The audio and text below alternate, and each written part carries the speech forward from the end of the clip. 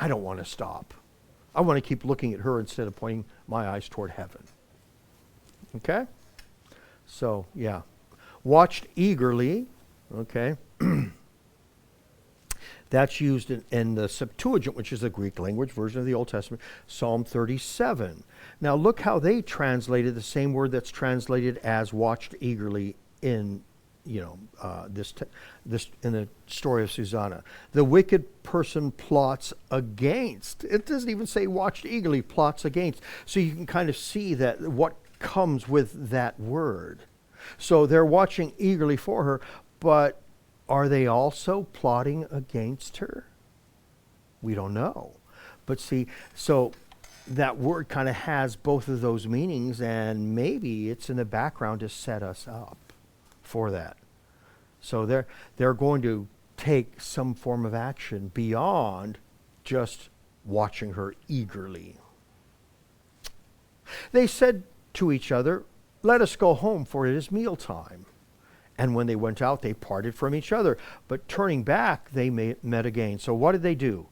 Let's go home and eat. But then they both circled back and caught each other, sneaking back to watch Susanna. Remember when it was what? I forgot, whatever, during the day or something. Okay? But turning back, they met again. And when each pressed the other for the reason, they confessed their lust. And then together they arranged for a time when they could find her alone. So right here, right? So it went from in the brain to, right? So it's kind of like the text from James today, where faith without works is dead. Well, this is kind of the same thing, but the opposite, right? This is, it's the very inverse of that, but it's being now lived out and done. Okay? So, once while they were watching for an opportune day, she went in as before with only 2 maids and wished to bathe in the garden, for it was very hot. And no one was there except the 2 elders who had hid themselves and were watching her. So this is a secluded garden. It's not like she's, doing this so everyone could see her. This is it's private. They actually have to sneak in and hide somewhere to be able to do this. Otherwise, they wouldn't be able to see her. Okay? So she said to her maids, "Bring me oil and ointments and shut the garden doors so I may bathe." They did as she said, shut the garden doors, and went out by the side doors to bring what had been commanded. And they did not see the elders because they were hidden. When the maids had gone out, the 2 elders rose and ran to her and said, "Look, the garden doors are shut. No one sees us, and we are in love with you." How would I would say, "We are in lust with you." I think that would be right? But hey. "So give your consent and lie with us. If you refuse," let's just stop there. I mean, come on. Right now, they're way beyond the bounds of what's acceptable, aren't they? So they're asking her to commit adultery. They're taking advantage of their position as judges, right? So there are a number of violations going on here. "If you refuse, we will testify against you that a young man was with you, and this was why you sent your maids away." Oh, okay. What do you know about Old Testament Israelite law? How do you establish a crime that something was done? It has to be by 2 or 3 witnesses. One person can say whatever he wants, and they'll go, "Well, you may not like the guy. So, sorry, doesn't matter." It has to be 2 or 3. These guys are judges, and 2. So, what do you think would happen if they said, "Hey, blah, blah, blah, blah, blah"? Well, they're in that position, most likely, right? Unless somebody knows they're corrupt. They'll get away with it, right?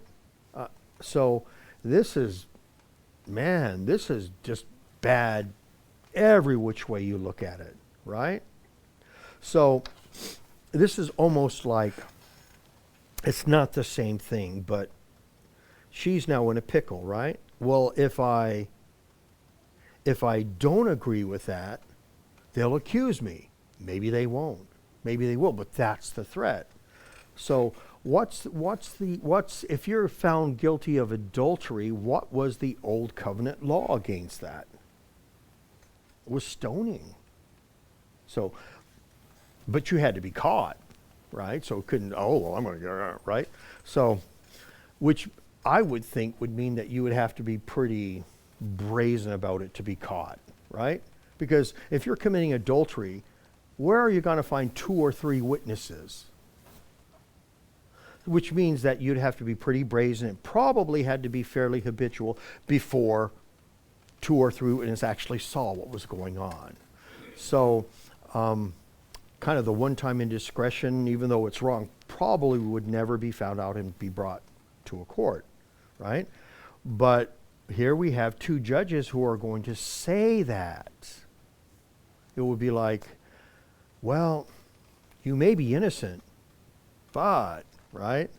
The lawyer may recommend, just plead guilty because I don't think you're going to win this case. And so, but I didn't do it. Yeah, but if you agree to a plea deal, you'll get 5 years instead of 20 if you're found guilty.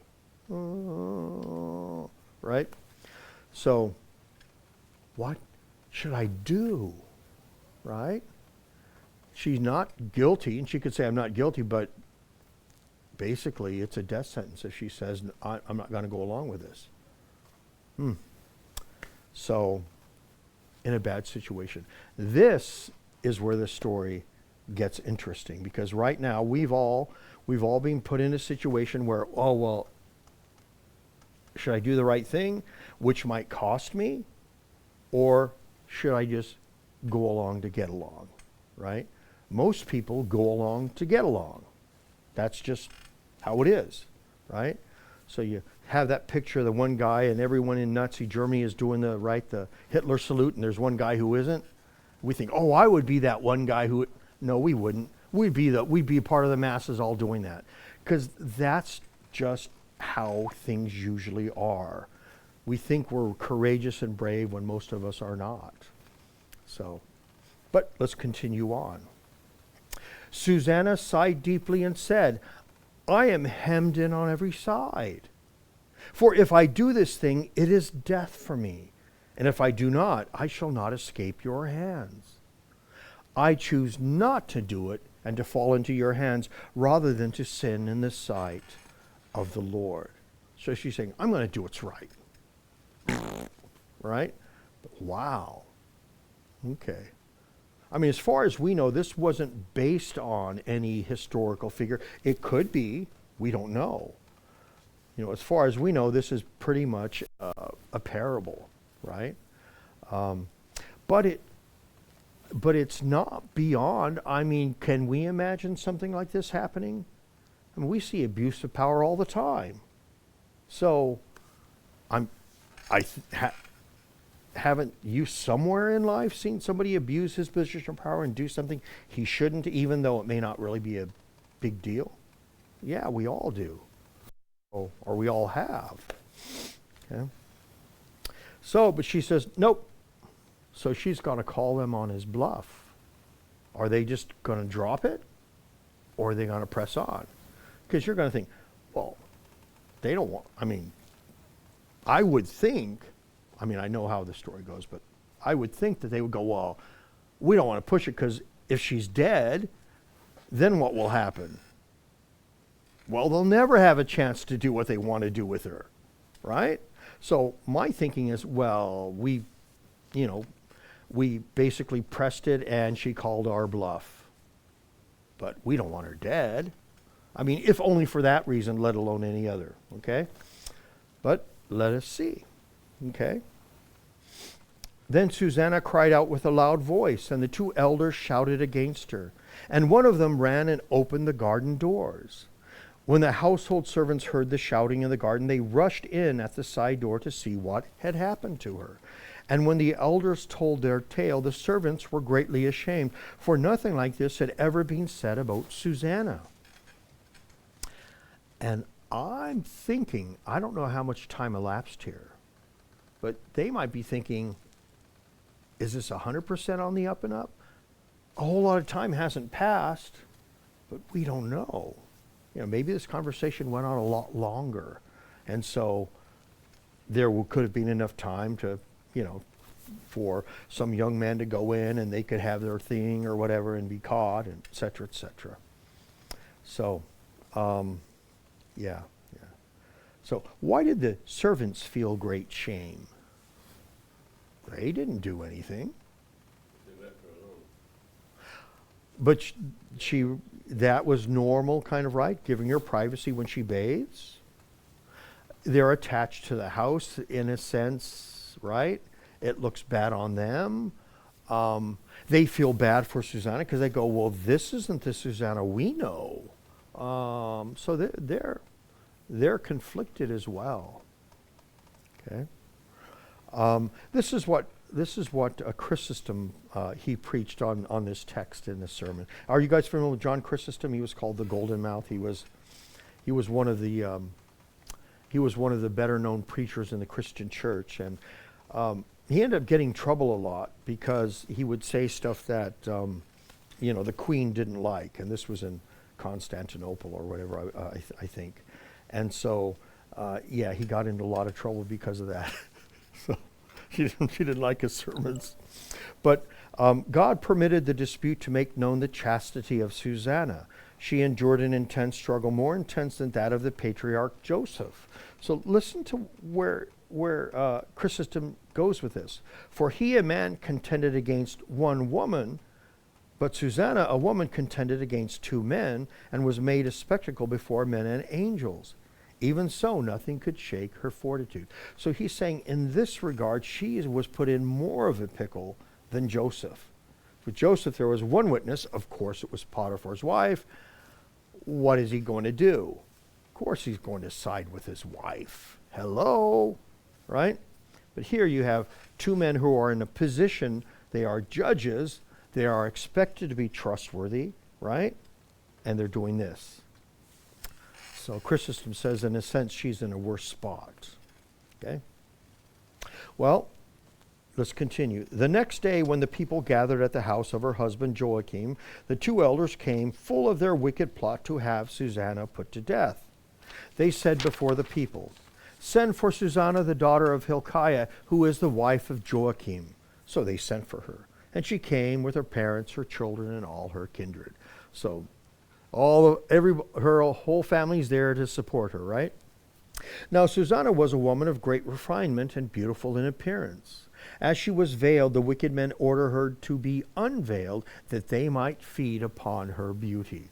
So they're being brusque, aren't they? Right? She's kind of following the protocol of the day, and they're so it does kind of make you think, right? That nothing. It's not 100% kosher.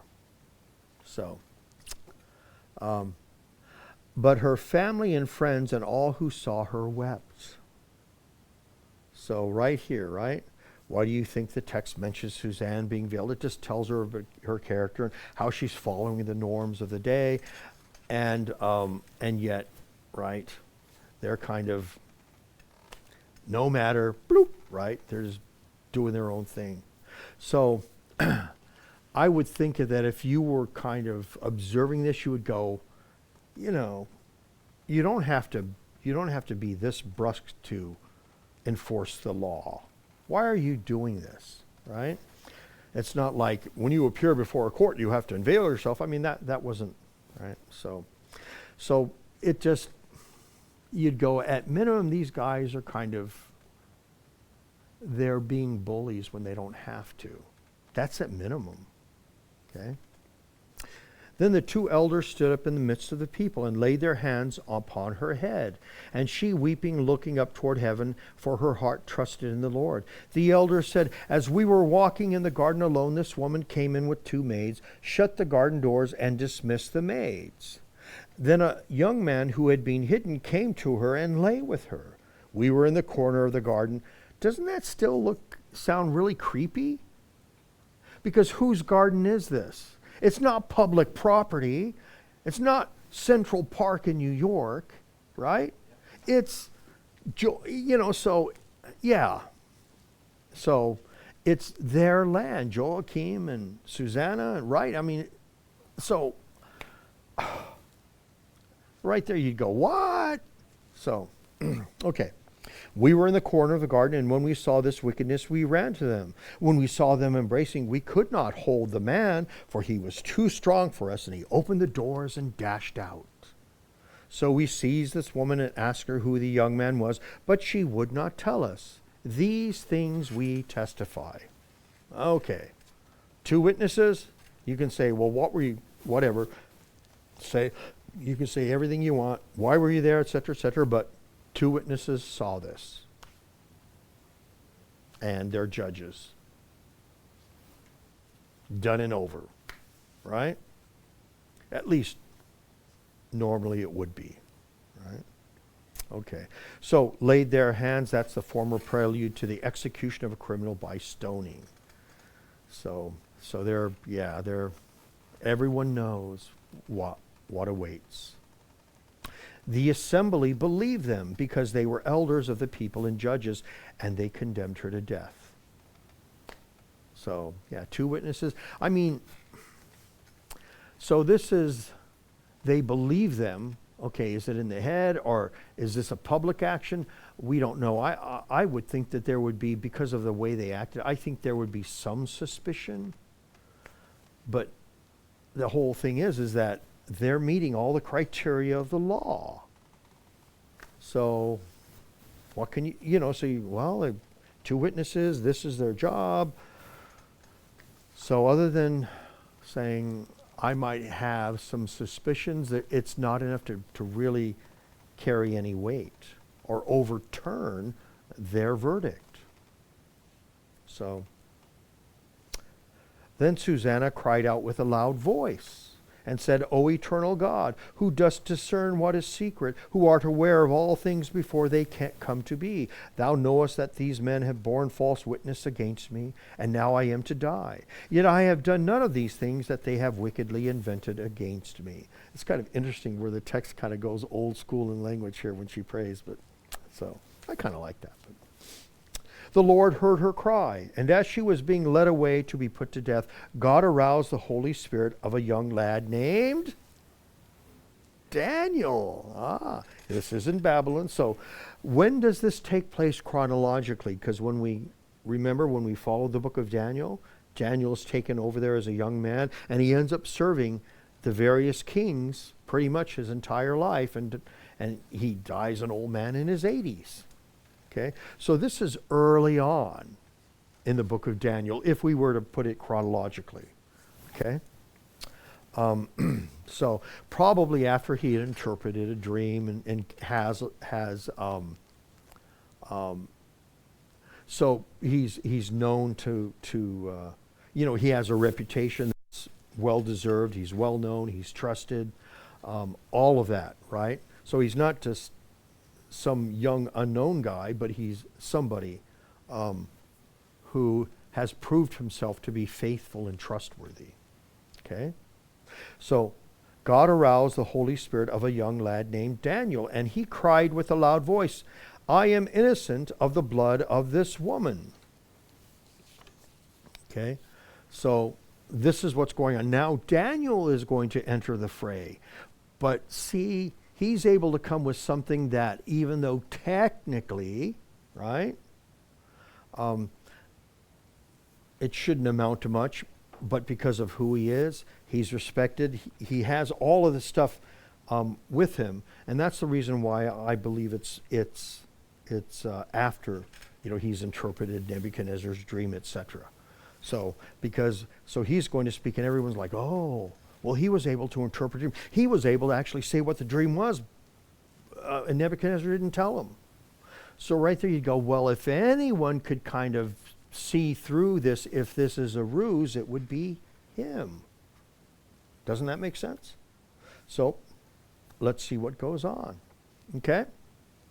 All the people turned to him and said, "What is this that you have said?" Taking his stand in the midst of them, he said, "Are you such fools, you sons of Israel? Have you condemned a daughter of Israel without examination and learning the facts?" They go, "Well, the judges spoke. They said what they saw. There were 2 eyewitnesses. What are we supposed to do?" Right? "Return to the place of judgment, for these men have borne false witness against her." Ooh. If he is wrong, he's in trouble, right? Yeah. So he's putting a lot on the line here. Okay. So we'll see what comes of this. But, of course, right,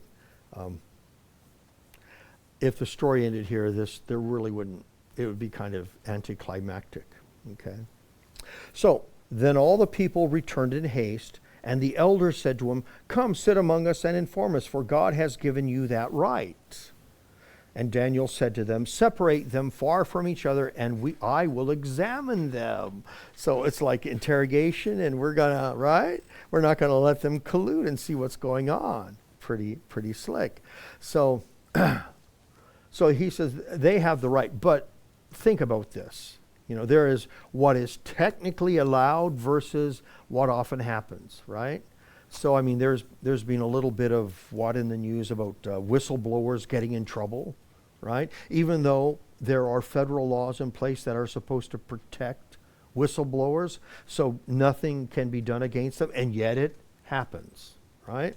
So, technically, Daniel can do this, but if he's not successful, do you think he's going to have a long and healthy career? Not if those 2 judges can help it. Okay? So, separate them and I will examine them. When they were separated from each other, he summoned one of them and said to him, "You old relic of wicked days, your sins have come home, now come home, which you have committed in the past." Okay, you better be right. "Pronouncing unjust judgments, condemning the innocent, and letting the guilty go free, though the Lord said, 'Do not put to death an innocent and righteous person.'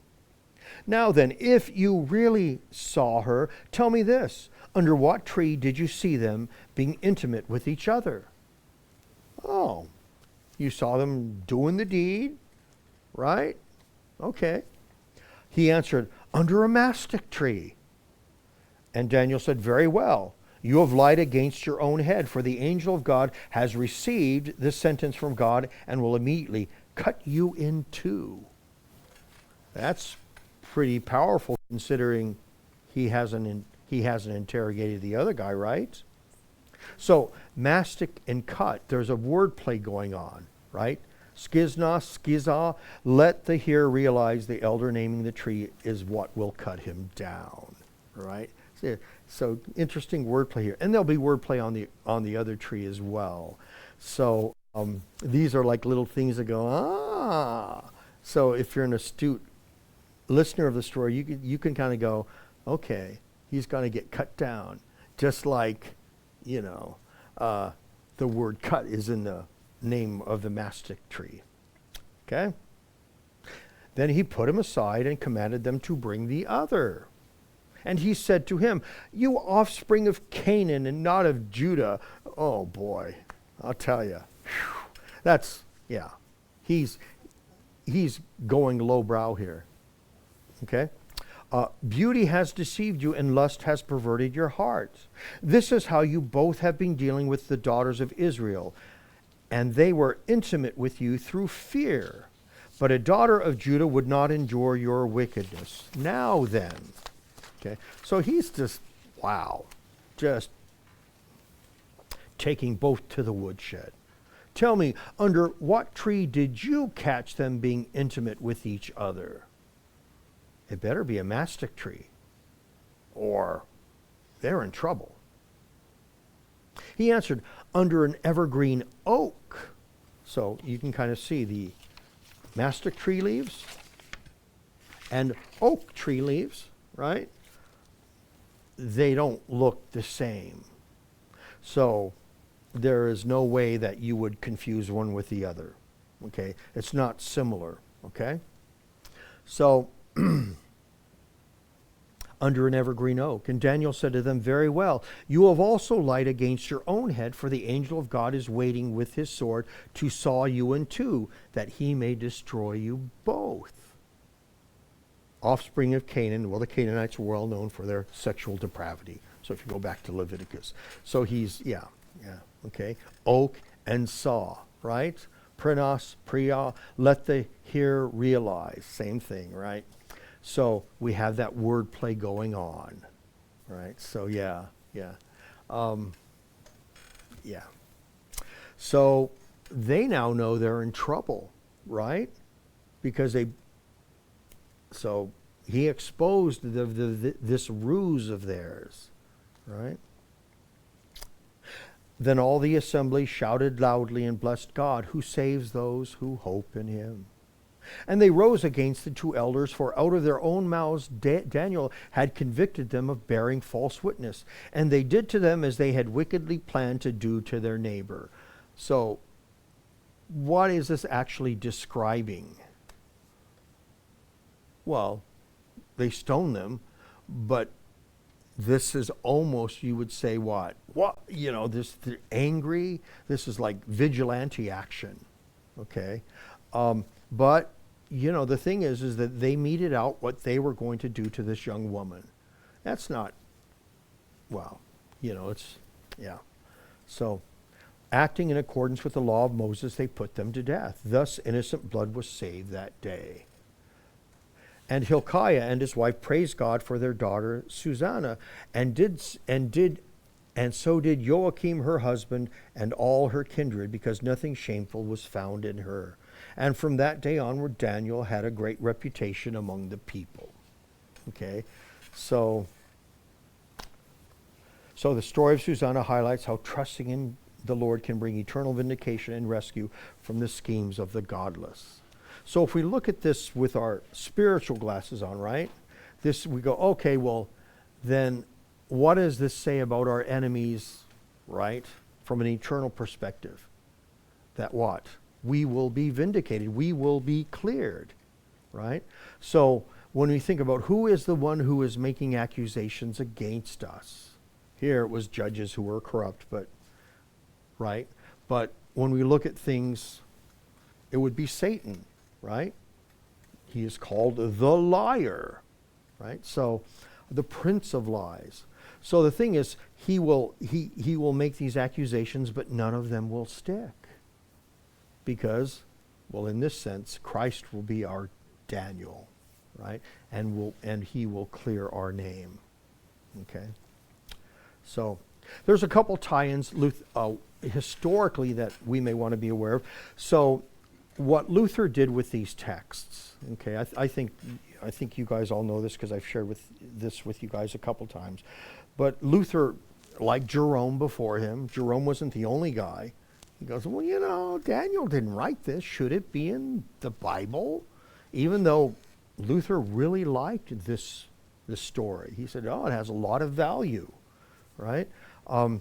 So what he did is he took all of the books that he didn't believe were by the original writers, or really the Greek language parts of the Old Testament, he put in a separate appendix.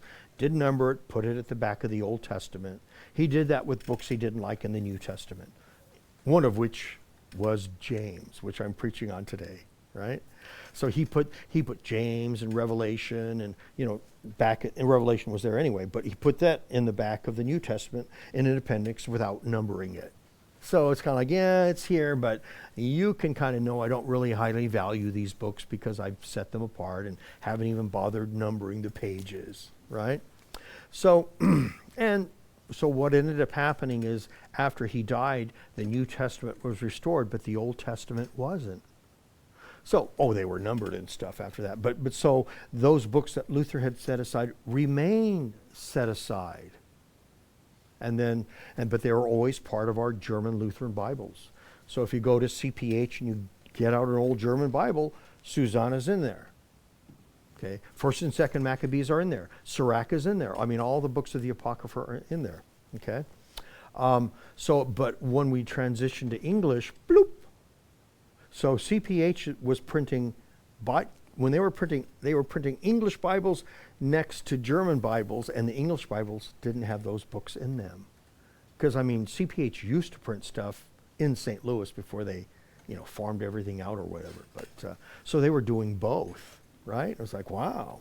So, but by that time, so you'd go, well, shouldn't there have been an outcry? To go like, well, my German Bible has it, but my English one doesn't. The fact that there was no outcry basically meant they really weren't used anyway. So the silence kind of testifies to this. And we know that there were some sermons preached from the text, but over time it was less and less. And then so like C.W. Walter, he preached some texts from the Apocrypha, not a whole lot. So so it just ended up kind of happening, right? We just kind of did what the Protestants did 150 years earlier, okay, and boop, remove those books, okay? So, but there are some Lutheran tie-ins that are worth noting. So if you go back to the original kind of small catechism, okay, so the small catechism was written for whom? For parents to teach their kids. The large catechism was written for pastors, because when he went around to visit congregations, he's like, wow, these pastors are clueless. So he wrote the large catechism to say, well, you're already a pastor, but we need to get you up to speed. And that was the large catechism. Small catechism, so it was really written, it was written a lot more, it's simpler language. He employed different types of rhetoric to make it easier to remember, which often doesn't carry over in English. So it was a lot easier for kids to memorize the catechism in German than it was in English. So if you grew up in German and that was your language, it would have been easier for you, which the first couple generations was in America. So along with so when you look at the Ten Commandments, he had various woodcuts to kind of show a picture of what the command related to. So on the one, don't commit adultery, or do not bear false witness, it had Susanna, the woodcut of people accusing Susanna of something she didn't do. Okay, so right there, that was in the small catechism. So even though Luther set those books aside, he said, hey, he saw this as a valuable book, and so it had the woodcut in there. Okay, we also, if we look at the saint days, so if you look at For All Your Saints in Warfare, we don't sing it a whole lot, but we'll turn there for a second, because what we do is it's a hymn that we sing sometimes. If I can find. Okay, yeah. Well, anyways, and then what you do is you sing the first stanza, and then the other stanza is for whichever saint day it is, and then you go back to the third stanza. Okay, so what we have is in Lutheranism, we had saint days for saints in the Apocrypha. We don't even know if Susanna really lived, if she was a real person or not. But whatever. So I'm just showing you this version of this Saint Day hymn, and you can see the German, and then this is my crappy translation. By faith, Susanna found deliverance from the plot of two wicked men who would abuse her. But they so used her, God did them prevent. His messenger he sent, disproved and put to death the false accusers. So it ends up becoming on the saint, and I don't know which day of the year that was, right? So, but anyway, it just lets us know that earlier in Lutheranism, these books were a lot more part of our heritage, and we use them. Okay, apology to the Augsburg Confession. So apology is not we're sorry that we believe this stuff, but apology is really a defense. So this was something that we wrote to the Church of Rome to say, why do we believe the things we do? Okay, and so this is part of that. Okay, It is indeed helpful to hear how the saints administered public affairs, how they underwent calamities and dangers, how holy individuals came to the aid of kings in times of great danger, how they taught the gospel and did battle with heretics. Examples of God's mercy are also beneficial when we see Peter forgiven for his denial, when we see Cyprian forgiven for having been a sorcerer, when we see Augustine, while sick, steadfastly affirm the power of faith, that God hears the prayers of believers.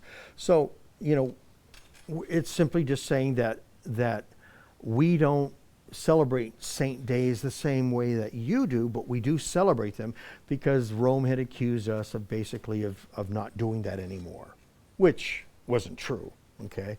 So, and so we said, no, we do that, and this is our explanation, right?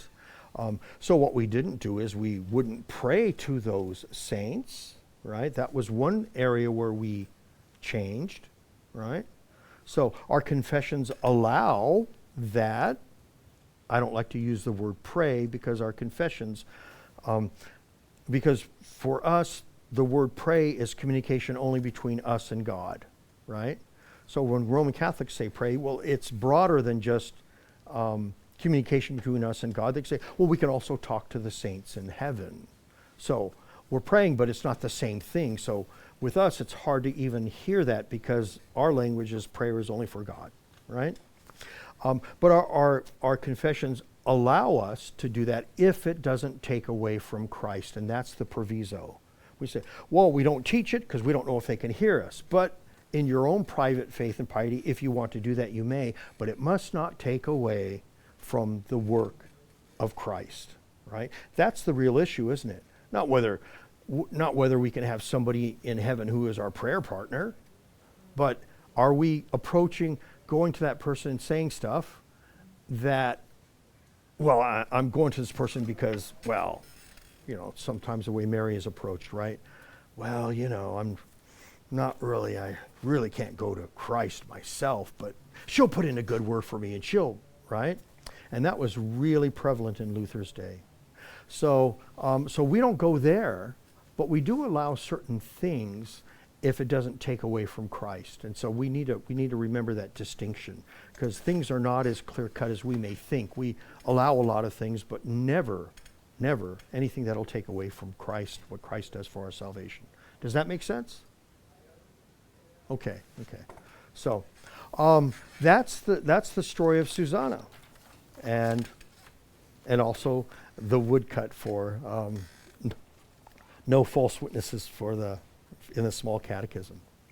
I thought I rushed through it because I thought we wouldn't finish it, but we're good.